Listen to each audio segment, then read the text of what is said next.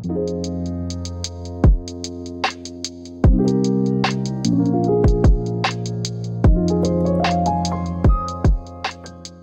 everybody, welcome back to Depressing Matters. I'm Scott. Thank you for tuning in today and thank you for your support. Well, today I'm going to be doing something a little different with the Living Stereo series. Up to now, I've been covering them each individually and doing shootouts with various pressings. I love doing that and I will continue to do that. However, there is some urgency to the situation, and I felt like, why not do your choice for the must-have titles from the rest of the series that's available. As people look at what's still available, they may have questions, which ones do I really need? Which ones are essential? And I'll try to answer that question from my perspective, and I'm going to show you a baker's dozen, actually. It was going to be a top 10, but I couldn't stop, and I'm going to make it 13. So I will choose from both the Decca and the main series. So we'll get to that in just a moment. In the last video, which was for Lalo Symphony Espagnole, you guys don't know it, but 5 minutes were cut out of that video. And the reason is because as I was going over it and looking at it, I try to evaluate my own work and see if it's, if it's interesting, if it's good, if it's too long. Well, the first 5 minutes of that video was news, and the news was not very good.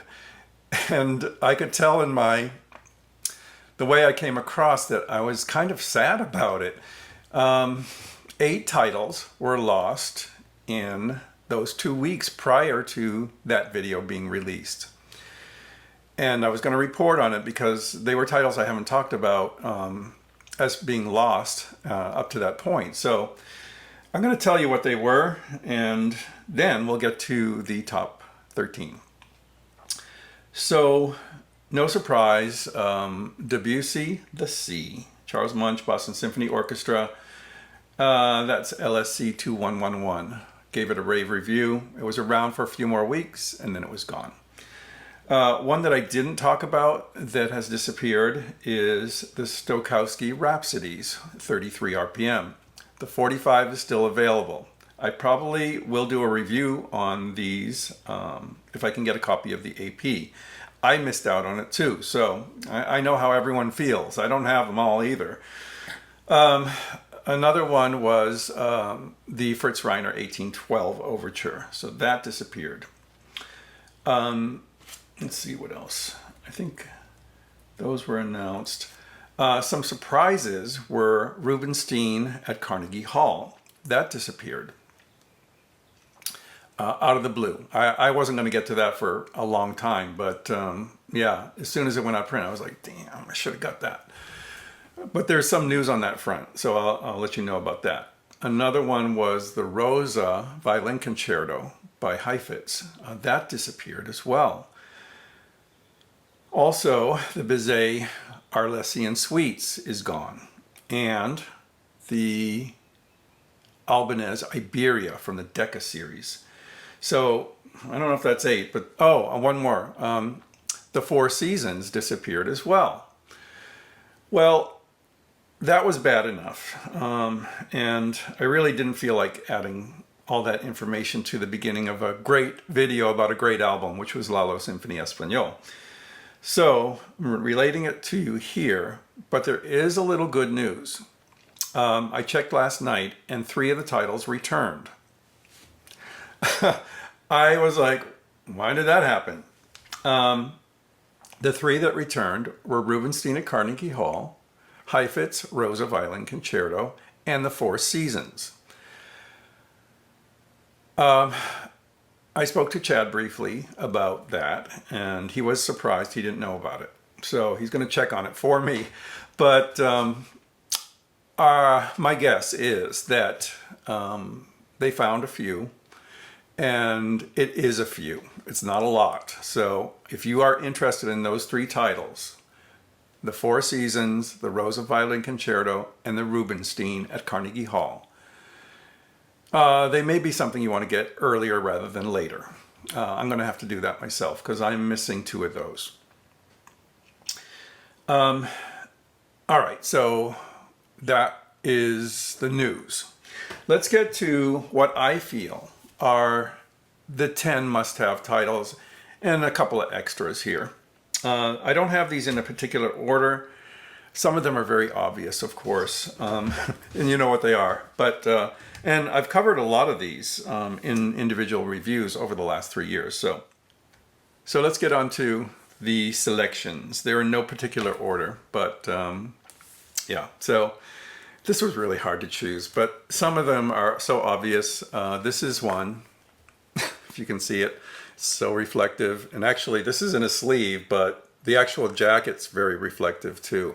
This is the Gounod Faust and Bizet Carmen disc, LSC 2449. Very famous, the Royal Opera House Orchestra of Covent Garden with Alexander Gibson. This is a showstopper. Wonderful, wonderful record. High-powered, really shows off your system. The performances are excellent. The interpretations are great. The engineering is spectacular. You can't miss this one. This is from the Decca series. Really, you can't miss this one. If you don't have it yet, get it. Another one that, God, I love this record. I've had so many versions of it. I have originals. I have a 45. I have a quintessence. I have a Chesky. I did a shootout of it, and this was my favorite overall. The Power of the Orchestra, Mussorgsky, Night on Bald Mountain, and Pictures at an Exhibition. Yes, you can get the Reiner version of both of these pieces, and the Reiner Pictures is wonderful. I don't have it in this evaluation, but that could easily be in this grouping too. But there's something about this that I just love personally. It's high-power electric kind of interpretations of this, and the sound is spectacular. Originals, while not rare, I have 3 of them, but they are kind of rare, and it's certainly rare to find them in beautiful condition, especially this jacket. This is a glossy jacket. It looks wonderful, and the sound on that is great. Another obvious choice is this one. Reiner's Pines of Rome, Respighi Pines of Rome, Fountains of Rome, a very famous record in its original pressing. The original pressing is a 1S. It's legendary because it was pulled and replaced because it was too hot for turntables of the day. Now today it's highly sought after. I've never heard it. I have a 10S original, and I have a 45 from Classic. I have a 33 from Classic. I have a Chesky. I did a shootout of this. I'll leave a link to it above and below. And overall, this was just my favorite. I loved it. Sure, the 45 can offer a little bit more on the last track of this album, where there's huge dynamics, but this captures most of it. I'd say 95% of what you get on the 45.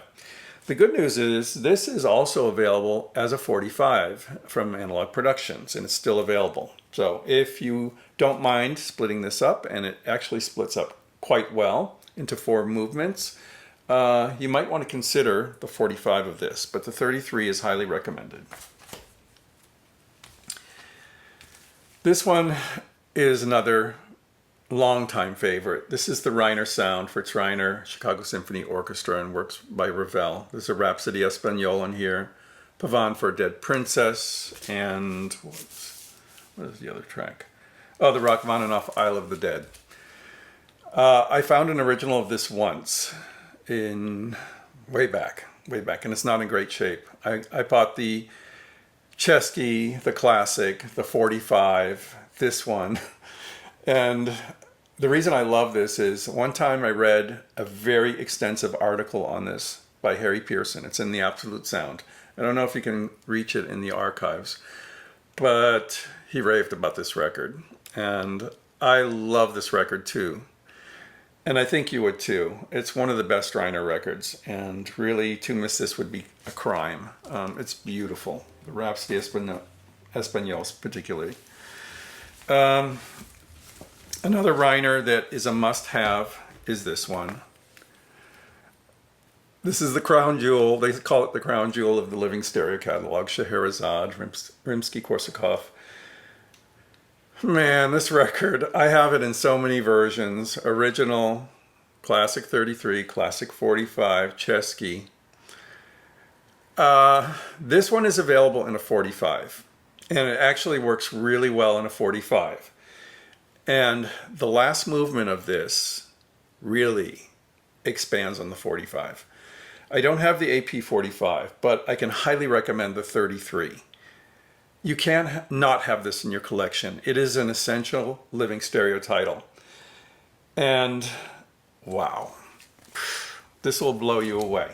All of these sound spectacular. Another one from Reiner that you can't miss. This is Prokofiev, Lieutenant Kijé, in Stravinsky's Song of the Nightingale. Again, I have this in 45. I have it in 33. I have it in Chesky. I have originals. This was overall my favorite.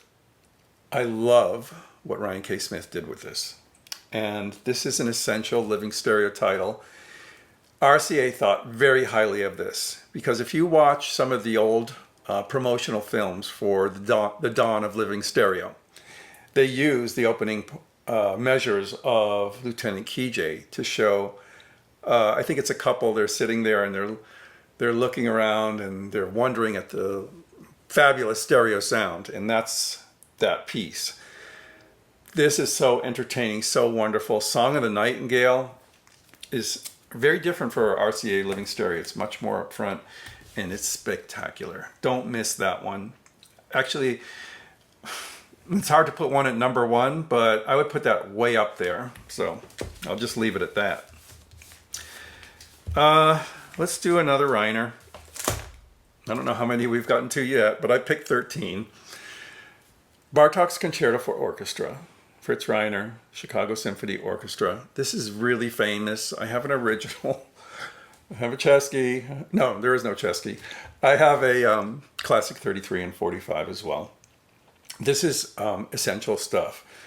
Reiner was very connected with Bartók and championed his work. And he's very identified with this piece. It's a little more modern, but boy, you'll love the sound on this. This is a great one. I wouldn't want to miss that. And really, it's fantastic. Saving the more offbeat ones for the end. One more big obvious choice. And you might have been wondering, why haven't I seen this yet? Yeah, from the Decca series, the Royal Ballet Gala. It's expensive, sure. It's beautifully presented, yes. It's beautifully played, for sure. It's Ernest Ansermet conducting chunks of ballet music. It's fabulous. Most people consider this the #1 living stereo title. You have to be a ballet fan, I think, to really, really love it. It's easy to love it for the sound, though. And it's a 2-record set. Beautiful engineering. The remastering is really good. I have so many of this. I'm going to leave a link to my shootout video. Yeah, I have like 8 LP box sets and test pressings from Classic. I have the original Classic 33 and this. So this is the one you want to get. Everything else is just ridiculously expensive too. Okay, now I'm going to put this in here. Well, no, I'm going to leave that to 13 because I'm not really sure. I know a lot of people want to see that one. Okay. This one took me completely by surprise. It's from the Decca series. This one. The Borden Symphony No. 2 and Capriccio Espagnol. I had it on, not really as background music, but I wasn't doing an evaluation or anything. I just had gotten it and I was checking it to make sure it was no issues with the record. And I was like, oh my God, what a perfect recording. Both sides. This is wonderful. Absolutely wonderful. I wouldn't want to miss this. I'm so glad I got it. I have a Classic and I haven't done the comparison yet, but from what I heard of this is a must-have. Must-have. Okay. This one's really interesting. You know I love Rubinstein. This one is fantastic. It's still available. Again, I have all kinds of copies of this. I didn't do an individual shootout. I did this in an omnibus review. One of my first living stereo reviews. And although I feel like it's kind of not a one-sided record, but the first side is so strong and the recording is so good that it's worth the whole price of the record. The second side is Nights in the Garden of Spain with Enrique Jorda and the San Francisco Orchestra. So it's a little different. The main part is Rhapsody on a Theme of Paganini from Rachmaninoff. Rubinstein performs this beautifully. It is one of the best Rubinstein discs out there. And this is Fritz Reiner, also on side one.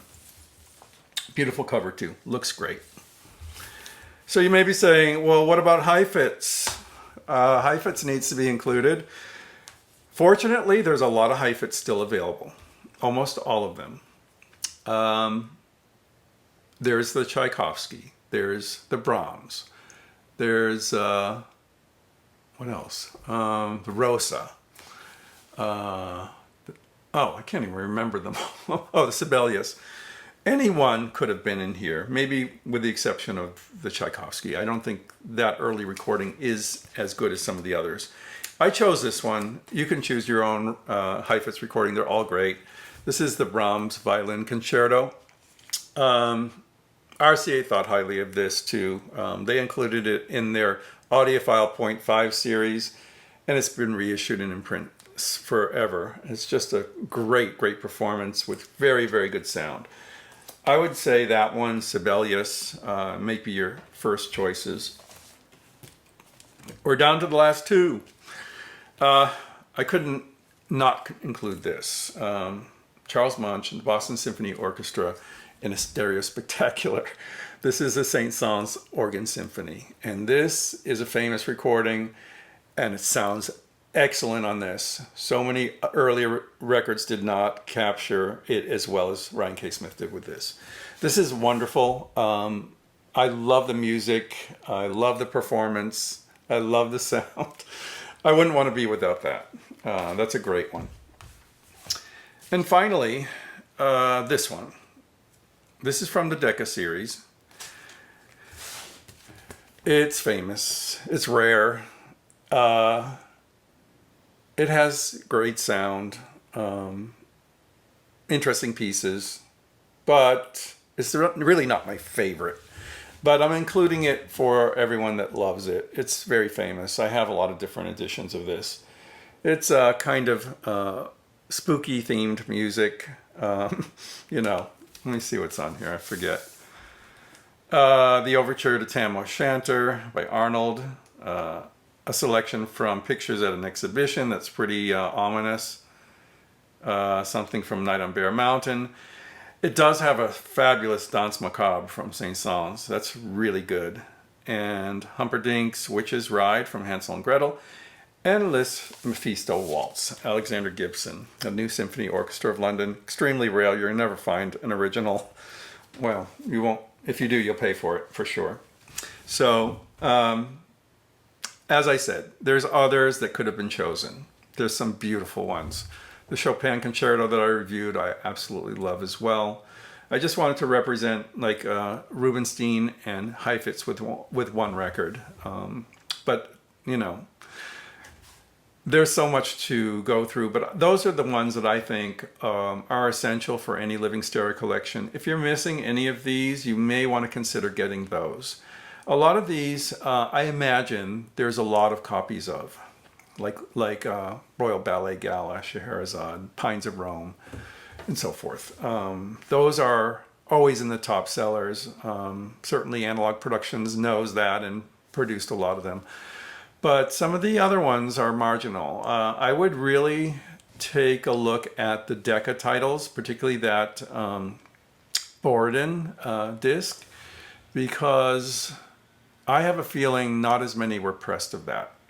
And once that goes, that's it. Some of the other ones, what else was here? You know, the Rubinstein will probably disappear sooner than later, I think. I think the Reiners are going to be around for a while. Scheherazade. I mean, you can kind of like take your time a bit, but not too much. I would get on this, you know, and start picking some of your favorites. They may be different from mine, of course, but that's it for today's Living Stereo segment.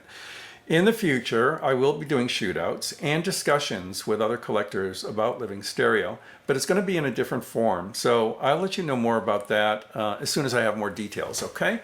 So thank you so much for watching. Until next time, I'm Scott for the Pressing Matters. Have a great day.